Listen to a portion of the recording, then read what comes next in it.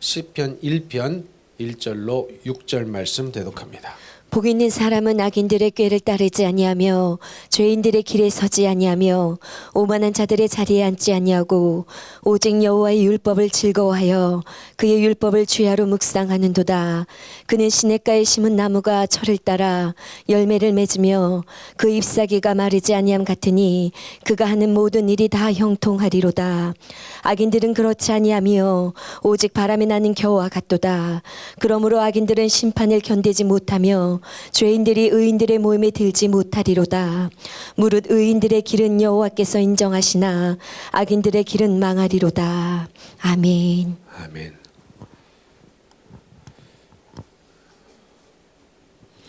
우리가 신앙생활을 할 때에 종종 방해를 받는 것이 뭐냐면 우리의 생각입니다. 우리의 생각 때문에 신앙생활을 오해하고 또 잘 이해하지 못하고 곡해할 때가 있더라고요. 이 세상에 우리가 살아갈 수밖에 없죠. 이 세상에서 우리가 살아갈 수밖에 없는 인간이기 때문에 이 세상에서 살아갈 수밖에 없는데 이 세상에서 살다 보니까 필연적으로 느껴지고 생각되어지는 인간적인 혹은 인간으로서 하는 생각들이 있습니다. 그런데 이것이 잘 다뤄지지 않을 때, 또 이것이 잘 정리되어지고 정립되어지지 않을 때 누구나 자연스럽게 갖게 되는 이 세상 사람이기 때문에, 이 세상에서 살아가고 있는 사람이기 때문에 자연스럽게 우리가 생각하는 이 생각 때문에 신앙생활을 잘 못하게 되고 또 왜곡하게 되고 신앙생활이 뭔지 근접을 잘 못할 때도 있게 됩니다.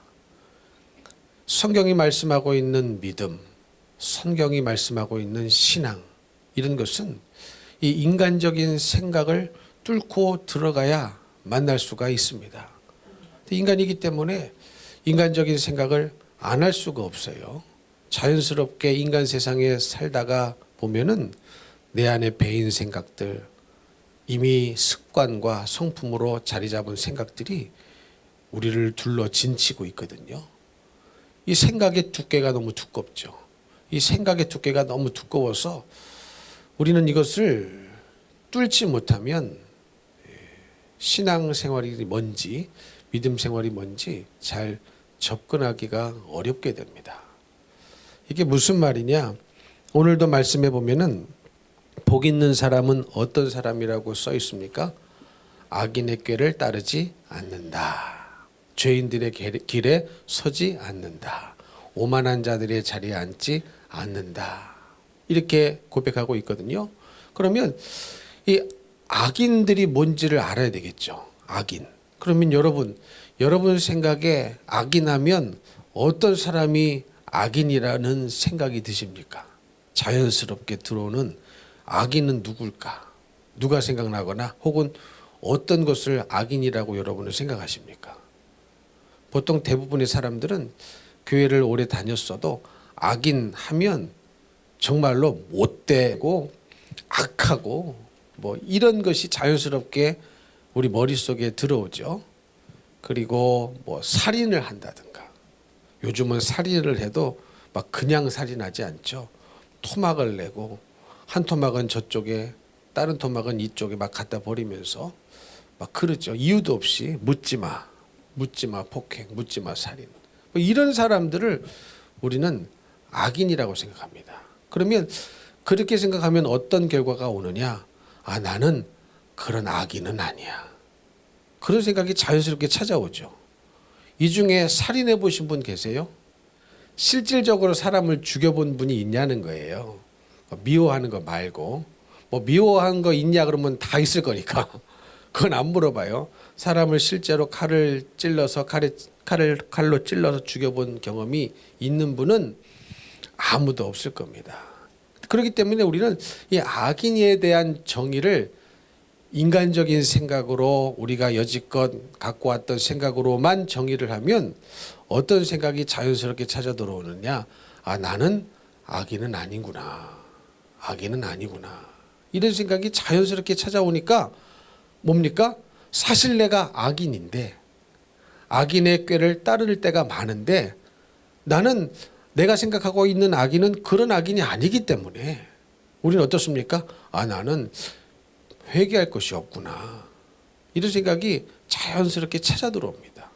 그래서 서두에 말씀드렸던 것처럼 이 신앙이 뭔지 믿음이 뭔지를 알아야 되는데 이것을 방해하는 것이 이 신앙과 믿음을 둘러진치고 있는 아주 두껍게 둘러진치고 있는 우리가 세상에서 배운 인간 세상에서 배운 우리가 살면서 배운 그런 생각들 악인에 대한 생각이라든가 의인에 대한 생각이라든가 이런 세상에서 자연스럽게 습득되어진 생각들이 믿음이 뭔지 신앙이 뭔지를 잘 모르도록 막는 역할을 할 때가 있습니다.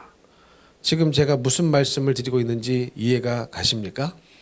그래서 이 악인이라는 것이 뭔지를 알아야 돼요.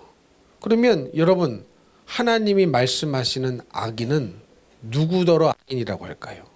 성경이 말씀하고 있는 악인은 어떤 사람이 악인이겠는가? 세상적인 정의가 아니라 우리가 세상에 살면서 자연스럽게 습득된 그런 정의가 아니라 성경적인 정의, 하나님이 말씀하시는 악인에 대한 정의를 바로 내릴 수 있어야 신앙의 믿음으로 들어갈 수가 있는 것이거든요. 그러면 여러분 하나님이 말씀하시는 악인은 누굴까요? 하나님 말씀에 불순종하는 사람이 악인입니다. 이해가 되시죠? 그러니까 세상 사람들처럼 생각하는 사람이 악인인 거예요. 근데 세상 사람들 중에 정말로 법 없이도 살 사람 있어요, 없어요? 있습니다. 착하게 사는 사람 있어요, 없어요? 누가 봐도 집에서는 효자고 누가 봐도 남이 볼 때는 성실하고 충실하고 야 저만한 도덕적인 사람이 없어, 저렇게 윤리 도덕적인 사람이 없어, 저렇게 착한 사람이 없어 하는데 예수를 안 믿었다. 그럼 그 사람은 어디 가야 됩니까? 지옥을 가야 됩니다. 그러면 하나님이 보실 때 지옥에 가는 사람이 의인인 거예요, 악인인 거예요? 악인이죠. 근데 우리는 그런 악인을 악인이라고 우리가 세상에 살면서 습득되어진 자연스럽게 세상적으로 인간적으로 습득되어진 우리의 생각은 그런 사람을 악인이라고 보지 않습니다. 저 사람은 법 없이도 살 사람이야. 너무 착한 사람이야. 너무 가정에서는 효자고 직장에서는 성실하고 너무 삶의 이 사회의 모범이 되는 사람이었는데 그럼에도 불구하고 예수 안 믿어서 지옥을 갔다. 그러면 그 사람은 의인입니까? 악인입니까? 악인인 거예요. 악인인 거예요. 여러분 이해가 되시죠? 그러니까 여러분 우리의 생각이 어디에 맞춰져 있어야 하느냐? 성경에 맞춰져 있어야 되고 하나님의 생각과 나의 생각이 점점 맞아져 가야 됩니다. 근데 우리의 인간적인 본성은 그런 것이 악인이라고 생각하지 않는 데에 문제가 있어요.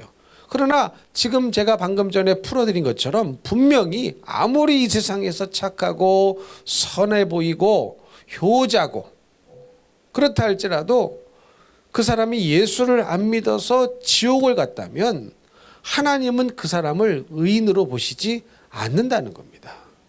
악인으로 보신다는 거예요. 그러면 지금 복 있는 사람은 악인들의 꾀를 따르지 않는다고 했는데 그러면 악인은 어떤 사람이에요? 세상 사람들이 생각하는 것과 똑같이 생각하는 사람, 그 생각 속에 하나님의 자리가 없는 사람, 말씀이 없는 사람, 그렇죠? 이런 사람들이 죄다 악인들입니다. 그리고 그들이 말하는 꾀, 다시 말하면 그들이 말하는 충고를 말하는 거예요. 충고, 조언. 이것을 지금 한국말로는 꾀라고 표현했거든요. 그러니까 악인들이 주는 충고, 악인들이 해주는 조언, 이것을 복 있는 사람은 따라요, 안 따라요? 따르지 않습니다. 근데 여러분 한번 생각해 보세요. 여러분이 인생을 살면서 예수를 안 믿는 사람인데 착한 사람의 조언, 그럴듯한 조언, 그러나 엄밀히 따지면 말씀과 다른, 성경과 다른 그런 조언과 충고를 따른 적이 없습니까? 그리고 그런 조언과 충고를 해주신 적은 없나요? 있을까요? 없을까요? 있죠. 교회 뻗어시 수십 년 나왔음에도 불구하고 세상 사람들이 똑같은 기준, 하나님은 없어요. 누가 봐도 착하고 그럴듯하고 나를 생각해 주는 말을 나도 누군가에게 조언을 해준 적도 있고 그런 충고를 누군가로부터 받은 적도 있다는 말이죠. 근데 그것이 사실은 악인들의 꾀를 따르는 거였습니다. 악인들의 꾀를 따르는 거였어요. 뭐 이를테면 이런 거죠. 뭐 쉬운 예로 요즘 뭐 동성애 낙태 이런 게 국가적 사회적으로 이슈니까 예를 들어서 어느 집안에 자식을 딸만 9을 낳았어요. 딸만 9을 낳았는데 그분이 또 임신을 했어요.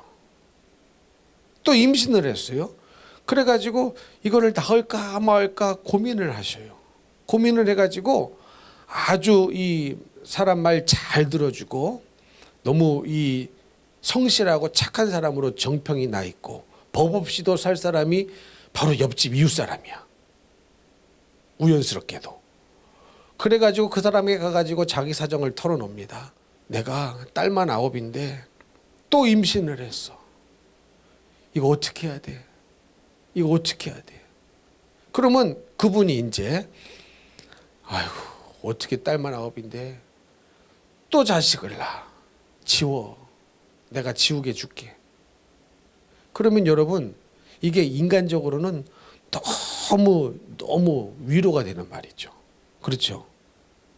야 여지까지 자식이 9이나 있는데 이 험한 세상 어떻게 또 낳을래? 어떻게 양육할 것이며 어떻게 교육할 것이며 당신이 강아지도 아닌데 뭐 이렇게 많이 낳았어? 얼마나 힘들어? 그럼 어때요? 굉장히 의인의 꾀처럼 의인의 충고처럼 나를 위해 주는 말처럼 들리죠. 근데 그 말이 뭐라는 거예요? 정확히 악인들의 꾀라는 거예요. 악인의 충고라는 거예요. 악인의 조언이라는 거예요. 이해가 되시죠? 그러면 여러분이 교회는 다녔지만 내가 그렇게 조언을 해주고 충고를 해주는 적은 없었을까요? 있었을까요? 없었을까요? 여러분 그래서 말씀드리는 거예요. 서두에 우리가 정말로 복 있는 사람이 되어야 되거든요. 주님이 보시기에 복입니다. 눈치채셨겠지만 이 복은 베라카의 복이 아니고 에쉐르의 복입니다. 베라카의 복은 뭐라고 그랬어요? 물질적이고 우리가 흔히 복이라고 생각하는 거 있죠. 우리나라 분들처럼 복주하는 분 없더라고요. 그냥 복주머니. 한복에도 복주머니 있다마는 거 달고 명절 때는 주머니가 엄청 커. 거기 많이 담아야 되니까. 수저에도 복, 젓가락에도 복, 다 복이야. 근데 그렇게 우리가 원하는 그 복은 베라카의 복을 말합니다. 그 복도 사실은 누구로부터 오는 거예요? 우리 하나님이 주시는 것이죠. 믿으십니까? 근데 그 복보다 더 중요한 것이 하나님과 친밀한 관계를 맺는 것 자체가 복이라고 그랬거든요. 그것을 성경은 다른 단어를 썼어요. 물론 베라카와 에쉐르가 구분하기 어렵게 쓴 곳도 있지만 대략적으로 이 베라카의 복과 에쉐르의 복을 구분해서 썼는데 그런 하나님과 친밀한 교통함을 맺게 하는 복은 다른 단어를 썼거든요. 그래서 이 에쉐르의 복이 오늘 시편 1편 1절에 나오는 복이라고 제가 옛날에도 말씀을 드렸습니다. 그래서 정말로 우리는 복 있는 사람이 되어야 되는데 다시 말하면 하나님과 친밀한 관계를 맺을 수 있는 하나님은 우리의 아버지시고 우리는 자녀가 되는 이 관계를 맺어야 되거든요. 그래야 천국 갈 것 아니겠습니까? 하나님이 나의 아버지가 되셔야 우리가 천국을 갈 것 아니겠습니까? 하나님이 옆집 아저씨면 못 가요. 그냥 옆집 가서 사셔야 돼요. 근데 이 복을 얻어야 되는데 이 복을 받아야 되는데 이 복을 받기에 가장 방해하는 것이 우리의 생각인 거예요. 우리의 생각인 거예요. 그러니까 악인에 대한 정의를 그저 세상 사람들처럼 정의를 내려버리면 나는 악인이 아니야. 나는 천국 갈 수 있어. 이렇게 헛된 생각을 하다가 죽어 보니 천국이 아닌 사람이 많은 거거든요. 그런데 여러분 들어보니까 어떻습니까? 정말로 세상 사람들처럼 생각하며 살아가는 것이 그런 사람들이 악인인 거거든요. 그들의 생각 속에 말씀이 없는 사람, 하나님이 계실 자리가 없는 사람, 우리 주님이 계실 자리가 없는 생각을 가지고 살아가는 사람이 바로 악인입니다. 그러나 세상 사람들이 볼 때는 너무 착해요. 너무 착해요. 여러분 그런 분 많이 있죠. 여러분 주위에도. 교회는 안 나가. 예수는 안 믿어요. 근데 너무너무 사람들에게 존경받고, 예? 존경받고 저 사람은 참 법 없이도 살 사람이다 하고 그렇게 평가를 받는 분들이 있어요, 없어요? 있죠. 근데 그런 분들이 예수가 없다면, 주님이 없다면, 하나님이 안 계시다면, 그 속에 말씀이 없다면 뭐라는 거예요? 악인이라는 겁니다. 근데 그런 분들을 찾아가서 우리가 조언을 들어요. 믿음이 없는, 말씀이 없는, 주님이 없는, 하나님이 주인이 아니신, 주님이 주인이 아니신 그런 분들에게서 나오는 모든 꾀는, 모든 충고는, 모든 조언은 다 뭐예요? 악인들에게서 나오는 거거든요. 악인들에게서 나오는 거거든요. 그래서 복 있는 사람은 그런 악인들의 꾀를 따르지 않는 거예요. 근데 보십시오. 그게 쉽겠습니까? 이미 딸만 9을 낳았어. 뭐 꼭 딸만 아니라고 해도 아들, 딸 섞어가지고 9명이나 낳았다고 쳐봐요. 그런데 또 임신을 했어. 근데 그런 분들은 임신도 잘 돼. 임신하고 싶어도 정말로 임신이 안 되는 분들은 너무너무 안타까워요. 막 너무너무 안타까워. 우리 주님이 옆집 사시면 우리 주님 자식 좀 주세요. 막 이렇게 그러고 싶은데 너무너무 막 이렇게도 안 되고 저렇게도 안 돼요. 막 예? 주님이 주셔야 되는데, 주님을 의지해야 되는데, 그렇죠? 태를 여셔야 되는데, 태를 주님이 닫으시기도 하시고 열기도 하신다지 않습니까? 성경에 보니까. 믿으십니까? 근데 안 주시는 분은 그렇게 안 되는데 또 임신이 잘 되는 분은 또 그렇게 잘 돼요. 그래가지고 야 지금 이렇게 많은데 어떻게 낳을래? 그러면요 너무 그 말이 그럴듯 하지 않습니까? 나를 위해주고 생각해주는 말로 우리가 들리지 않겠습니까? 근데 그것을 따라버리면 어떻게 된다는 거예요? 악인들의 꾀를 따르게 된다는 거예요. 그리고 실제로 그런 악인들의 꾀를 따르도록 내가 조언하며 살아온 사람들도 있을까요? 없을까요? 있단 말이죠. 그러니까 비단 이 문제만 얘기하는 게 아니에요. 이 문제는 너무 우리가 이해하기 쉽기 때문에 예를 든 것이지, 우리의 인생살이 속에서 많은 이 삶 속에서 이런 일들이 사실은 굉장히 내가 인식하지 못할 영역 속에서 굉장히 많이 일어납니다. 굉장히 많이 일어나요. 너무 인간적으로 생각해줘. 너무 인간적으로 생각해줘. 그러나 그것이 사실은 하나님이 볼 때의 악인의 꾀야. 악인들의 꾀야. 이게 많을까요? 적을까요? 많단 말이에요. 상상할 수 없을 정도로 많습니다. 상상할 수 없을 정도로 많아요. 그리고 이게 곧 죄인의 생각 아니겠습니까? 결국은 말씀대로 순종하지 못하고 산 것이 다 죄인데, 우리가 살인만 죄가 아니고 도둑질하는 것만 죄가 아니고 말씀대로 살지 못한 것 모두가 다 죄인데, 그런 죄인들의 길에 서지 않는 것이 복이고, 오만한 자들, 곧 오만한 거 교만한 거, 하나님 없다는 거거든요. 결국 이거 다 죄인데 이것이 없는 것이 복 있는 사람이라는 것이죠. 이해가 되십니까? 성경에도 그런 예가 있죠. 베드로 얘기 자주 하죠. 여러분 베드로가 어떻습니까? 주는 그리스도시요 살아계신 하나님의 아들이시니이다 고백을 해가지고 이제 예수님이 비로소 무엇을 제자들에게 말씀하십니까? 내가 앞으로 고난을 당하고 십자가에 죽고 부활할 것이다. 이거를 말씀하셨어요. 그랬더니 베드로가 뭐라고 얘기했습니까? 결코 주님께 이 일이 미치지 아니하리라. 이렇게 말했단 말이죠. 그러면 이것이 악인의 생각 같아요? 의인의 생각 같아요? 너무 예수님을 생각해 주는 말 아닙니까? 너무너무 예수님을 생각해 주는 말 아닙니까? 근데 예수님은 그런 베드로를 향하여 가차없이 너무너무 상처가 되는 말을 하셨어요. 뭐라고 말씀하셨어요? 사탄아 물러가라. 이렇게 말씀하셨어요. 그렇죠? 네 속에 있는 사탄의 생각을 빼내라. 이렇게 간접적으로도 얘기 안 하셨어요. 그러면 좀 마음이 편할 것 같아요. 내가 만약에 베드로라면. 여러분도 그렇죠? 만약에 사탄이라고 했다면 난리 날 거예요. 뭐 목사님이 나를 사탄이라고 했다고. 내가 무슨 사탄이냐고. 그럴 겁니다. 네 속에 있는 사탄의 생각을 빼내라. 그래도 이게 조금 부드럽고 뭐 그게 그거지만 부드럽고 받아들이기가 좀 쉽죠. 근데 예수님은 그렇게도 말씀 안 하셨어요. 그냥 직격탄을 날려버리셨습니다. 사탄아 내 뒤로 물러가라. 너는 나를 넘어지게 하는 자로다. 이렇게 말씀하셨단 말이죠. 근데 그러면서 뭐라고 말씀하십니까? 네가 하나님의 일이 아니라 사람의 일을 뭐한다?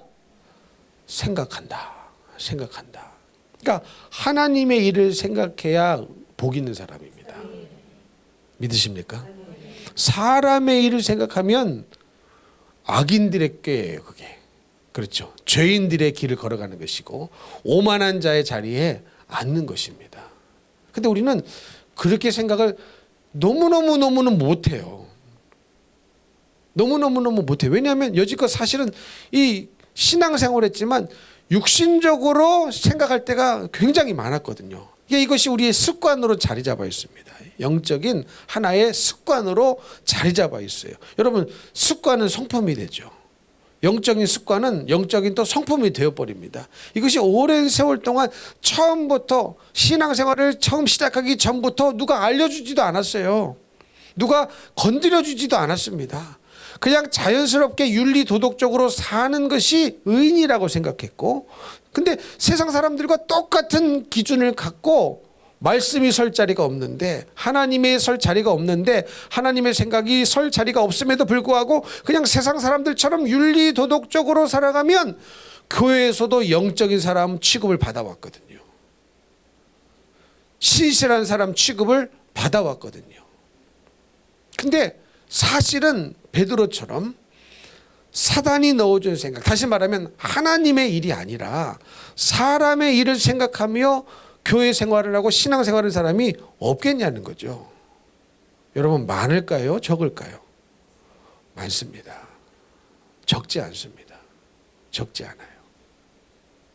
그래서 저는 이 베드로 이 부분 설교를 여러 번 했는데, 묵상하면 묵상할수록 깨닫는 바가 큽니다. 깨닫는 바가 커요. 어떻게 예수님은 그렇게 자기 육신을 위해 주는 것 아닙니까? 그렇죠? 십자가에 이제 고난을 당하고 죽어야 된다니까 이 일이 결코 미치지 않을 것입니다. 아니하리라. 굉장히 위해 주는 말이지 않습니까? 근데 예수님은 거기에 속죄를 안 하셔요. 속죄를 안 하셔요. 왜 그러셨을까? 예수님은 말씀이 육신이 되어 이 땅에 오셨습니다. 그러니까 말씀이 육신이 되어 왔으니까 그 육신이 말씀인 거예요. 예수님의 전 자아가 말씀이니까 다른 것이 비집고 들어올 틈이 없어요. 온통 말씀인 거예요. 말씀으로 똘똘 뭉치신 분이 표현에 좀 어폐가 있지만 인간의 말로 언어로 표현이 잘 안 되니까 말씀으로 똘똘 뭉치신 분이 우리 예수님이십니다. 말씀이 육신이 오셨으니까 그 육신도 말씀이에요. 이해가 되십니까? 그러니 뭐 인간적인 아무리 교묘하게 속이고 들어와도 마귀가 아무리 속여도 실제로 마귀가 예수님을 시험했어요, 안 했어요? 시험했죠. 얼마나 그럴듯하게 시험했습니까? 예수님의 약점과 그 상황과 환경을 잘 이용해서 교묘히 속여도 이게 씨알도 안 먹히는 거예요. 말씀이 육신이 되니까 그 육신을 찔러도 말씀이 튀어나오는 거죠. 육신을 찔러도 말씀이 우리는 육신을 찌르면 육신이 튀어나오죠. 육신을 찌르면, 육신을 아프게 하면, 육신을 힘들게 하면 우리는 육신이 튀어나와요. 육신의 생각이 튀어나오고 육적인 생각이 튀어나오는데, 육신을 찔러도, 육신을 금식하고 돌을 떡덩이로 만들려고 해도 예수님으로부터 튀어나오는 것은 말씀밖에 없는 거예요. 왜? 말씀이 육신이 되어 오셨으니까. 이해가 되십니까? 기가 막힌 거죠. 그러니까 시험을 당하실 수가 없어요.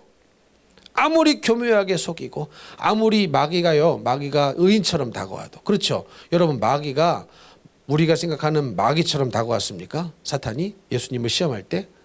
안 그렇죠. 막 뿔 달리고 피 질질 흘리면서 뭐 그렇게 막 예수님을 해코지하는 말이 아니에요. 여러분, 이 말이 이해가 되십니까? 그러니까 들으면 예수님을 잘못되게 하는 말이 아니에요. 말. 지금 내가 뭘 강조했어요? 말을 강조했어요. 그러니까 예수님을 못되게 하고 안 되게 하고 힘들게 하고 나쁘게 만드는 말이 아니었어요. 다 생각해 보면은 그 말을 지금 읽어 보면은 다 예수님의 육신으로는 좋은 말이에요. 그럴듯한 말입니다. 근데 예수님이 속아요, 안 속아요? 시험에 넘어가십니까? 안 넘어가십니까? 안 넘어가십니다. 안 넘어가셔요. 그게 복 있는 자라는 거예요. 그게 복 있는 자라는 거예요. 믿으십니까? 그래서 2절에 뭐라고 써 있습니까? 복 있는 사람은 결국은 오직 여호와의 율법을 즐거워하여 그의 율법을 주야로 묵상하는 도다. 이렇게 기록이 되어 있습니다. 그러면 결국은 복 있는 사람은 어떤 사람이라는 겁니까? 악인의 꾀를 따르지 않고 죄인들의 길에 서지 아니하고 오만하는 자들의 자리에 앉지 아니하고 뭐하는 사람이 복된 사람이에요? 하나님의 말씀을 즐거워하는 사람, 그의 율법을 주야로 묵상하는 사람. 그러니까 여러분, 우리가 아는 복은 뭐예요? 우리는 복을 어떻게 얻으려고 합니까? 내가 이렇게 말씀대로 살았으니 내가 원하는 복을 주세요. 우리는 이렇게 나옵니다. 그렇죠? 내가 헌금을 했으니 복 주세요. 내가 충성했으니 뼈 빠지게 충성했으니 내가 원하는 복을 주세요. 우리는 복을 이렇게 생각합니다. 그러나 오늘 시편에서 말하고 있는 복은 그게 복이 아니고 하나님의 말씀을 즐거워하는 것 자체가 복입니다. 믿으십니까? 하나님의 율법을 묵상하는 것 자체가 복이라는 거예요.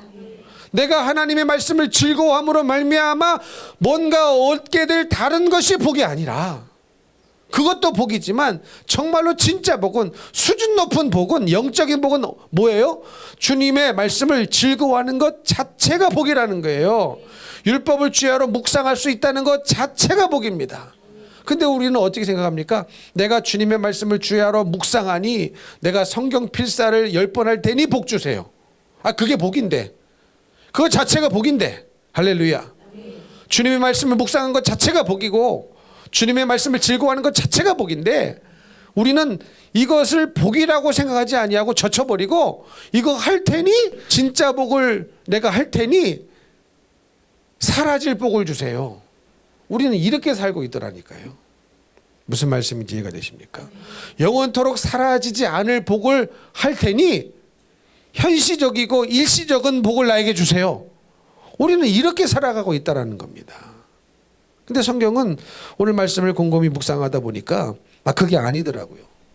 우리 하나님께서 우리에게 복이라고 말씀하시는 것은, 시편 1편을 통하여 복이라고 말씀하시는 것은 그게 복이 아니고 하나님의 말씀을, 율법을 즐거워할 수 있는 것 자체가 복입니다. 그게 복인 거예요. 믿으십니까? 그리고 하나님의 말씀을 주야로 묵상하는 것 자체가 복입니다. 그러니 우리는 말씀에 순종했으니 복 주세요, 이게 아니고 말씀에 순종한 것 자체가 복입니다. 결과와 상관없이. 이 말이 중요한 거예요. 근데 우리는 말씀에 순종한 결과에 집중하죠. 결과에 집중해. 내가 이렇게 예배드리고 기도했는데 결과가 뭡니까? 이렇게 나와. 예배드리고 말씀에 순종한 것 자체가 복인데, 이미 복을 받은 건데 우리는 이렇게 순종했는데 우리는 왜 복을 안 주십니까? 이렇게 따지거든요. 내가 주님 말씀을 따랐는데 왜 복이 안 와요? 아니, 말씀을 따른 것 자체가 복이라니까. 여러분, 믿음으로 살았으니 복 주세요가 아니라 믿음으로 산 것 자체가 복입니다. 그것 자체가 복인 거예요. 그래서 히브리서 11장을 자세히 읽어보면 어떻게 되어 있다고 그랬습니까? 믿음으로 산 결과가 두 가지로 나타납니다. 믿음으로 산 결과도 두 가지 결과로 나타납니다. 첫 번째 결과는 뭐였습니까? 믿음으로 홍해를 육지같이 건넜대요. 우리가 거의 원하는 건 이런 거죠. 믿음으로 홍해가 갈라져 버렸어. 믿음으로 홍해를 가르고 육지를 건넜어. 우리가 원하는 믿음의 결과는 이 결과입니다. 믿음으로 여리고를 돌았더니 성이 무너졌어. 우리가 대부분 원하는 믿음의 결과는 이겁니다. 그런데 히브리서 그 11장 뒷부분을 보면은 믿음으로 산 다른 결과물이 나와요. 다른 결과물이 뭐라고 써 있습니까? 똑같은 믿음으로 행했지만 조롱과 채찍질과 결박과 옥에 갇히는 시련을 당하기도 합니다. 근데 이것도 역시 믿음으로 산 결과인 거거든요. 이해가 되십니까? 그리고 똑같은 믿음으로 행했는데 돌로 침을 당하고 톱으로 켬을 당하는 사람도 있어요, 없어요? 있단 말이죠. 똑같은 믿음으로 살았는데 어떤 사람은 홍해를 갈러 그리고 거기 육지처럼 건너갔어. 어떨 때는 여리고 성을 무너뜨렸어. 그런데 똑같은 믿음인데 어떤 결과가 올 수 있어요? 조롱과 책질과 채찍질과 결박과 옥에 갇히는 시련을 당할 수도 있고 돌로 침을 당하고 톱으로 켬을 당하는 시련을 당하는 것도 역시 믿음의 결과물이라는 겁니다. 그러면 여러분 만약에 우리가 내가 믿음으로 살았으니 복을 주세요 라는 생각에 꽂혀 있다면 우리는 어느 것만 복으로 생각하겠습니까? 홍해가 갈라진 거, 그렇죠? 여리고성이 무너진 것만 복으로 쳐줘요. 복으로 쳐줘요.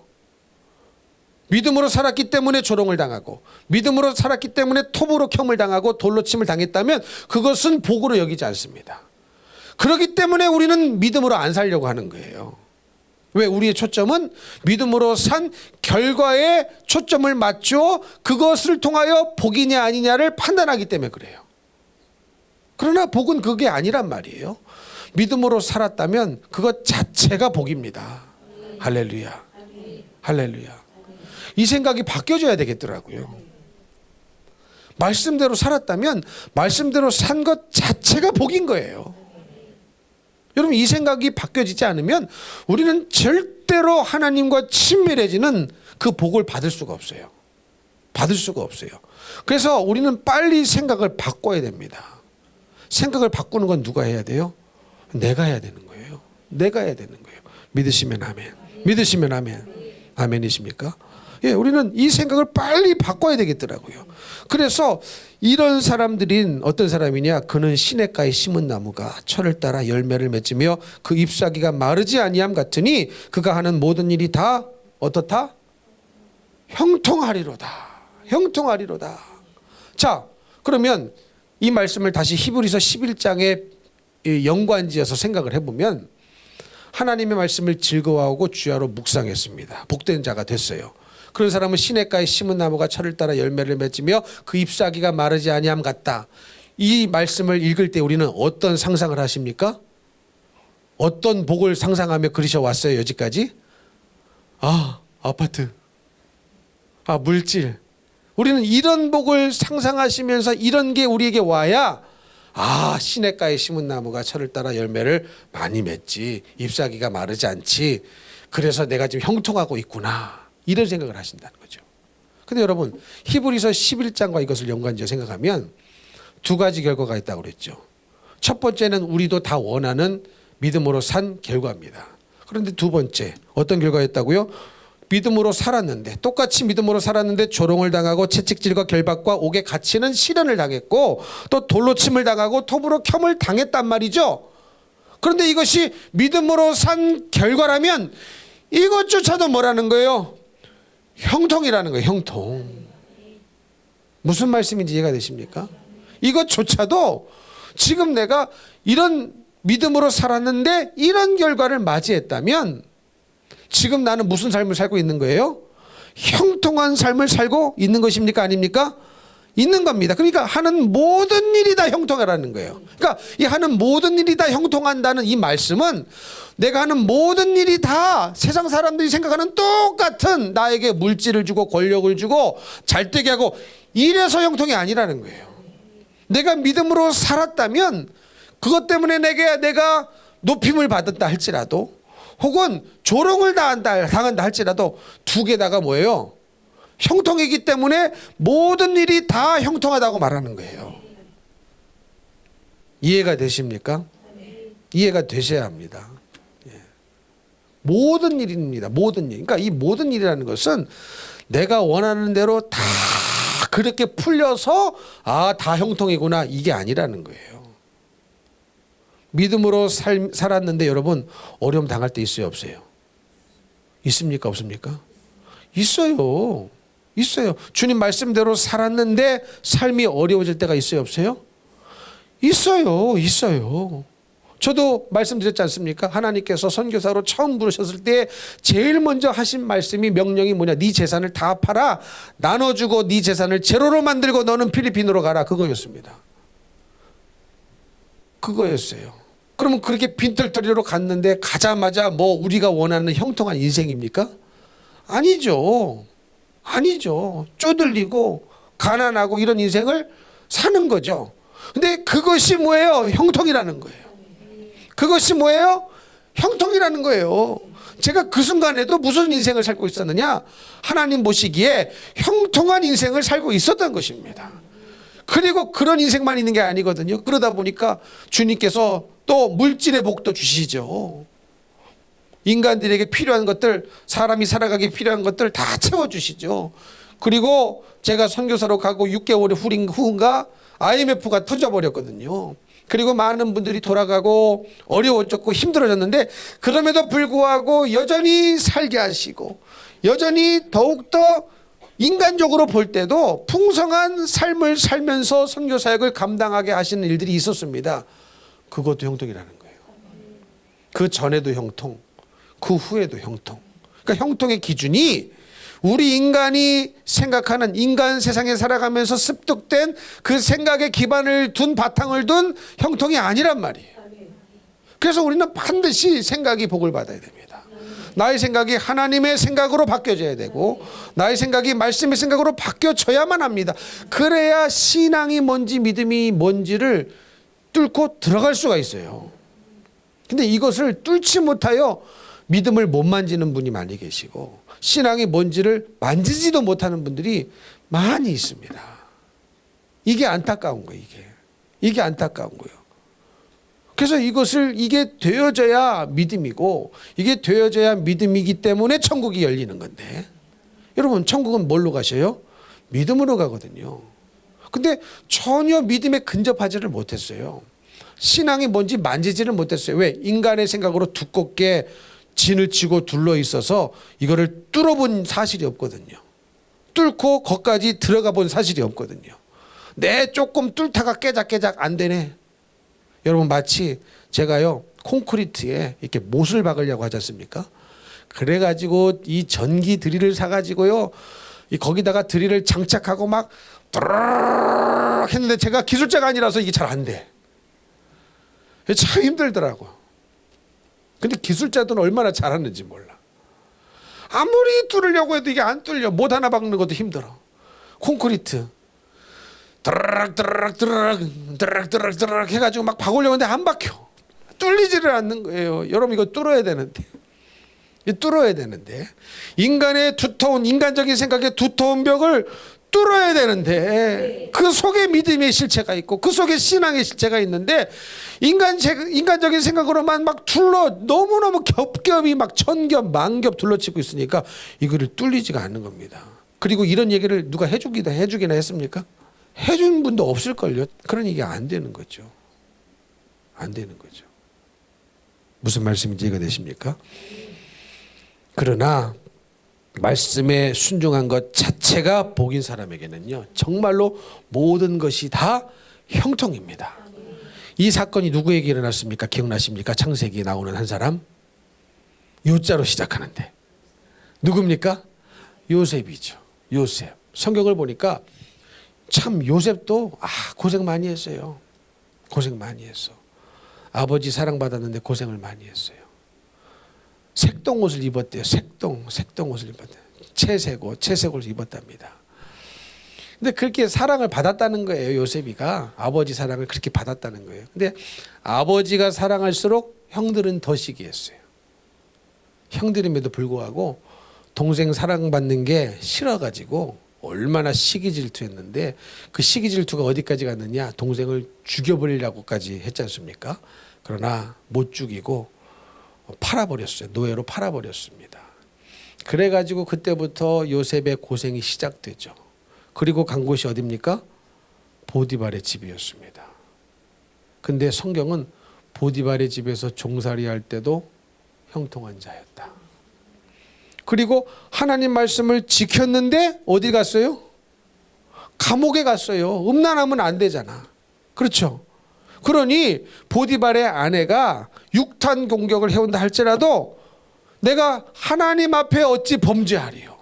그러니까 이 사람은요, 말씀을 취하로 묵상하는 사람인 거예요. 여호와의 말씀을 즐거움이 얼마나 큰지 잠깐 눈을 질근 감고 육체적 쾌락을 맺으면 그냥 그 집안에서는 인생이 확 펴버립니다. 그렇죠. 주인집 마나님의 총애를 받았는데 그 뒷 인생이 얼마나 편하겠습니까? 쾌락적인 이 즐거움의 보너스까지 즐겨가면서. 근데 그것이 즐거운 것이 아니라 하나님의 말씀이 즐거운 거예요. 믿으십니까? 하나님의 말씀이 즐거운 사람, 율법이 즐거워하는 사람, 율법 자체를 즐거워하는 사람, 그 율법을 취하로 묵상하는 사람, 취하로 묵상하니까 내가 어찌 하나님 앞에서 범죄하리요. 그 상황 속에서 이런 말이 나옵니다. 이런 말이 나와요. 남자들은 그런 거 이기기 힘들거든요. 그거. 여자하고 좀 구조가 달라요. 그래가지고 성직자들도 그런 거 넘어가는 사람이 많지 않습니까? 한때 쓰임 받았다가도 횟가닥 이 마귀 역사에 한때 빠져버려가지고 그런 실수 죄 짓는 사람 얼마나 많습니까? 근데 이 사람은 여호와의 율법을 즐거워하는 것이 가장 기쁜 거죠. 그렇죠? 그 자체가 복이라는 거예요. 믿으십니까? 근데 우리는 여지까지 어떻게 살았어요? 내가 말씀대로 사니 이 복 주세요. 아니라니까. 말씀대로 산 자체가 복이라니까요.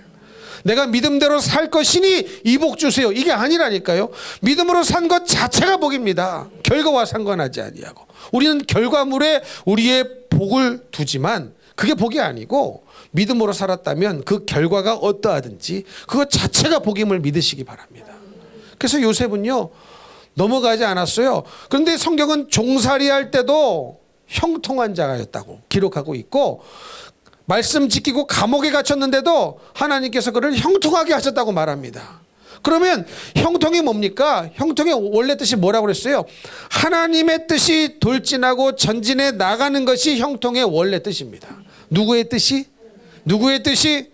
내 뜻이 아니에요. 인간의 뜻이 아닙니다. 인간의 뜻은 복입니다. 돈입니다. 물질입니다. 일시적이고 현세적이고 굉장히 순간적인 복만을 추구합니다. 그것이 와야 형통이라고 생각해요. 그러나 하나님이 말씀하시는 성경적인 형통은 뭐냐? 하나님의 뜻이 어그러지지 아니하고 계속 전진해 나가는 거예요. 계속 돌진해 나가는 거예요. 이것이 정확히 성경적인 형통의 뜻입니다. 그러면 보세요. 이거는 무슨 의미입니까? 여러분, 요셉이 결국은 뭐가 돼요? 우리가 흔히 형통이라고 생각하는 총리가 됩니다. 그러니까 우리는 총리가 돼봐야 비로소 형통했구나 이 말이 나와요. 이제는 우리 바꾸셔야 됩니다. 어떻게 바꿔야 되느냐? 감옥에 갇혔는데 말씀으로 살았기 때문에 감옥에 갇혔구나, 형통입니다.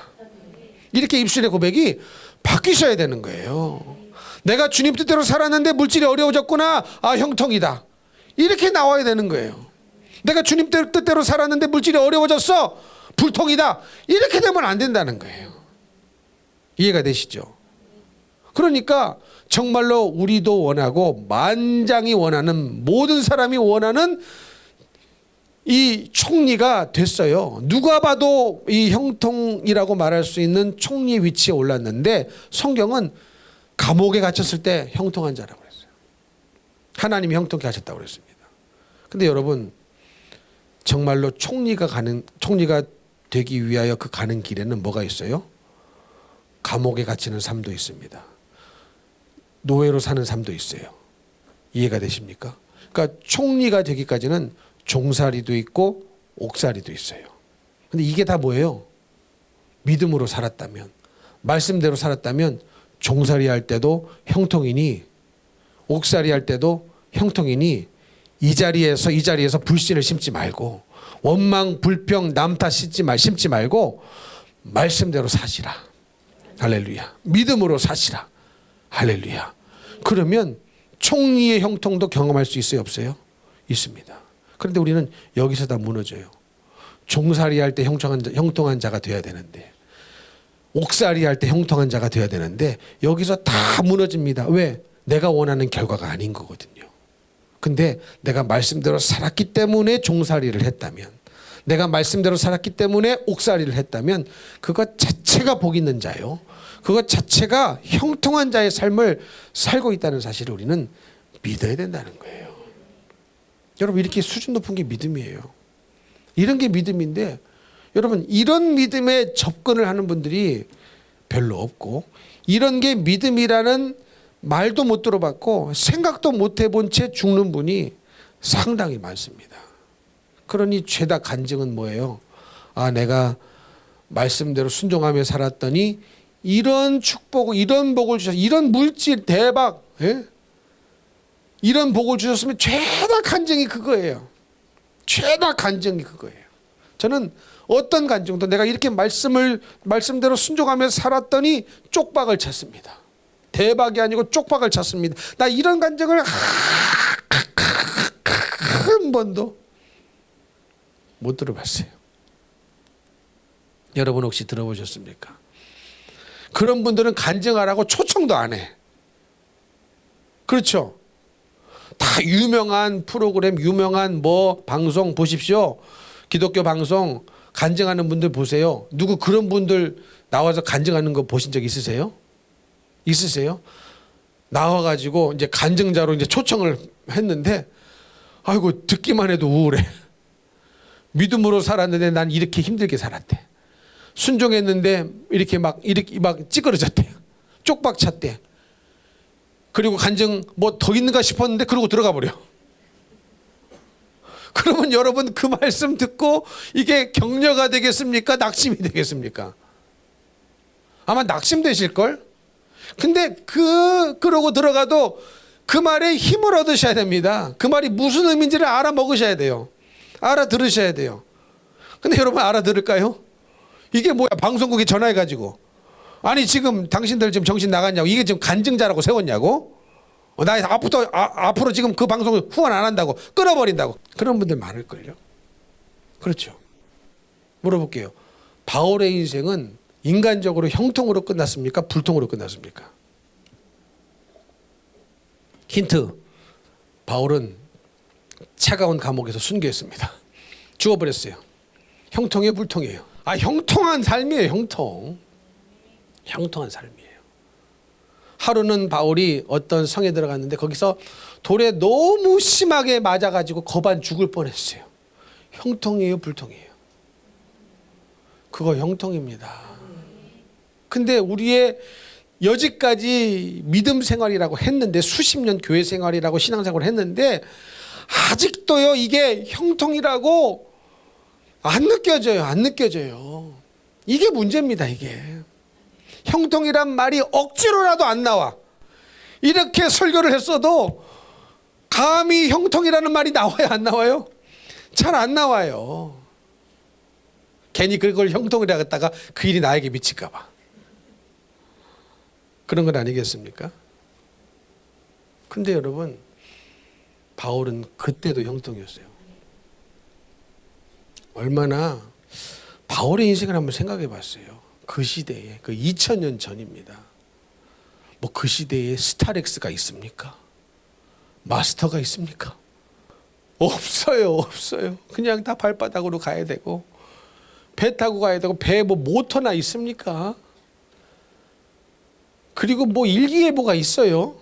오늘 풍랑이 일지 말지 몰라요. 그냥 가는 거예요. 가다가 풍랑 맞으면 그냥 풍랑을 당할 수밖에 없고, 무인도에 불시착하면 할 수밖에 없는 시대입니다. 뭐 하나 예측할 수가 없어요. 얼마나 그 길이 힘들었겠습니까? 정말로. 예? 그래서 저는 뭘 감사한 줄 아세요? 아, 주님, 내가 2000년 전에 안 태어나서 감사합니다. 제가 2000년 전에 태어나가지고 너 선교사로 가라. 오 주여. 근데 지금은 비행기 날아다니는 시대에 선교사로 부르셔서 얼마나 생각해보면 그것도 감사한지. 여러분 믿으십니까? 이해가 되십니까? 근데 저를 2000년 전에 태어나게 하셔가지고, 그것도 어쩌다가 바울 옆집에 살았어. 그래가지고 바울 어떻게 바울에게 은혜 받아가지고 바울 따라다니는 사람이 됐네. 그러면 그 바울이 넘었던 타우루스 산맥을 나도 넘어야 돼. 오주요. 비행기 타고 넘어가면 얼마나 쉬워요. 그것도 감사해. 근데 그 시대에 정말로 한 치 앞을 내다볼 수 없고 날씨조차도 예측할 수 없지 않습니까? 그래서 배가 파산한 거 아니에요? 풍랑이 일어가지고 무인도에 불시착하고 그 인생이 얼마나 힘들고 인간적으로 보면 외롭고 고달프고 처량하고 누가 그 모습을 보고 그 사람을 형통한 자라고 말하겠습니까? 그 시대 육신의 사람도요, 그 바울을 향하여서 손가락질하면서 어이구 저 인간 저게 왜 저런지 몰라. 참 쟤도 멀쩡했는데, 에? 잘 나갔는데. 예수 믿는 사람들 핍박해 가면서, 교회를 핍박하면서 바리새인 중에 바리새인으로 로마 시민권자로 아주 명예롭게 영적인 권력자로서 참 잘 살았는데 제가 어떻게 된 저랬는지 몰라. 당신은 알아? 몰라. 언젠가 맛이 갔더라고. 누가 형통한 자라고 말하겠습니까? 그 이전의 삶을 다 형통한 자라고 말했겠죠. 다메섹에서 예수 만나기 전의 인생을 다 형통한 자라고 말하면서 그런 평가를 하는 사람들이 수두룩 빽빽하지 않았겠습니까? 누가 파선당하며 누가 굶주리며 누가 매를 맞으며 돌에 맞는 그 모습을 보고 바울을 향하여 형통한 자라고 말하겠습니까? 누가 로마의 차가운 감옥에 갇힌 그 처량한 모습을 보면서 힘을 못 쓰고 이빨 빠진 호랑이처럼 처량하게 앉아있는 차가운 감옥 바닥에 앉아있는 그 모습을 보면서 형통한 자라고 말할 수 있겠습니까? 그러나 우리 주님은 그를 형통한 자로 인정하셨습니다. 인정하셨어요. 여러분 누가 인정하시면 돼요? 주님이 인정하시면 됩니다. 주님이 인정하시면 돼요. 주님이 인정하시면 돼요. 그러니 여러분 이 정말로요 인간적인 생각의 두께를 빨리 이거 뚫어내버려야 돼요. 뚫으셔야 됩니다. 뭘로? 기도로. 뭘로 뚫으셔야 돼요? 쉼없는 기도로 뚫으셔야 돼요. 데살로니가 전서 5장에 보니까 기도를 하는데 어떻게 기도하랍니까? 쉬엄쉬엄 쉬지 말고. 이 말은 24시간 밥도 먹지 말고 잠도 자지 말고 아무 일도 하지 말고 교회 와서 기도하라 그게 아니고 매일매일 정한 시간에 꼭 기도를 하라는 말입니다. 아멘이세요? 하루 적어도 2시간 기도해야 겨우 신앙생활 유지할 수 있어요. 그리고 자아가 강한 사람은 그거 기도하고도 사실 안 됩니다. 더 기도하셔야 됩니다. 그래야만 이게 뚫려요. 여러분 한번 생각해 보세요. 이런 생각을 못하고요 30년 40년 교회만 다녔어요. 그러니 교회 다니면서 견고해진 이 생각의 벽이 얼마나 두껍겠습니까? 얼마나 두껍겠습니까? 늦었다고 생각할 때가 늦지 않고 시작하면은 주님이 역사하시거든요. 야 이걸 언제 뚫냐? 언제 뚫냐? 언제 뚫냐? 이러지 마시고 지금이라도 늦지 않았으니 여러분 기도하심으로 뚫어내셔야 됩니다. 내 육신의 생각의 벽이 너무 두껍게 짙게 깔려 있어서 믿음의 실체에 접근하지 못하고 신앙이라는 것의 실체에 접근하지 못했던 이 인간의 육신의 생각 너무나 두껍게 깔려있는 이 육신의 생각을 계속 기도로 말씀으로 뚫어내셔야 됩니다. 그래야 믿음이 뭔지 신앙이 뭔지 깨닫게 되고 천국문이 열리고 믿음의 사람으로 변화받게 될 줄로 믿습니다. 그러므로 하나님이 없는 악한 생각을 회개로 바꾸시기를 축복합니다. 오직 회개만이 그래서 살 길이고 생각은 회개로만 바꿔진다고 그랬어요. 왜? 회개라는 단어 자체의 뜻이 뭐라고 그랬어요? 생각을 바꾸다. 여러분도 살아보셔서 아시겠지만 생각 바꾸기가 쉬워요, 어려워요? 쉬워요, 어려워요? 어렵습니다. 어려워요. 그래서 회개로만이 이 생각이 바뀌어지는 거예요. 후회하고 끝나면 안 바뀌어져요. 철저히 눈물로 회개할 때에 믿음으로 살지 못한 거 철저히 눈물로 회개할 때에 이 생각이 비로소 바뀌어지기 때문에 회개만이 살 길입니다. 생각이 복을 받아야 진짜 복이 임하게 될 줄로 믿습니다. 사랑하는 성도 여러분, 오직 기도에 깊은 우물을 파시고 기도로 뚫어내셔서 반드시 뚫어내셔서 믿음의 실체에 신앙의 실체에 접근하셔서 정말로 복 있는 자 되시기를 예수님 이름으로 축복합니다. 축복합니다.